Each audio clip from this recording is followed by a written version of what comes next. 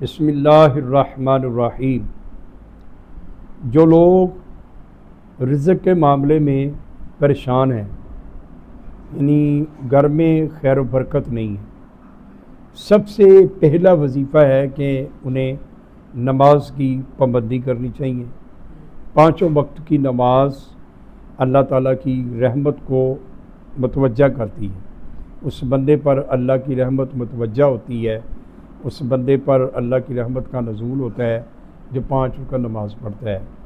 اس کے بعد جو ہمارے بزرگوں نے بتایا ہے، رزق کی برکت سے کسی کا قرض ہے، قرض نہیں اترتا، مقروض ہے، تو وہ قرض سے نجات کے لیے یہ قرآن پاک کا ایک بہت ہی بہترین عمل ہے جو میں آپ سب کو بتانا چاہتا ہوں اور اس کی اجازت بھی دیتا ہوں۔ اور یہ عمل یہ ہے کہ جمعرات، جمعہ، ہفتہ 3 دن فجر کی نماز کے بعد 7 مرتبہ درود ابراہیمی پڑھنا ہے اور 21 مرتبہ یا رحمان و یا رحیم اور 21 مرتبہ سورہ کوثر، اس کے بعد پھر 21 مرتبہ یا رحمان و یا رحیم، اس کے بعد پھر 7 مرتبہ درود ابراہیمی۔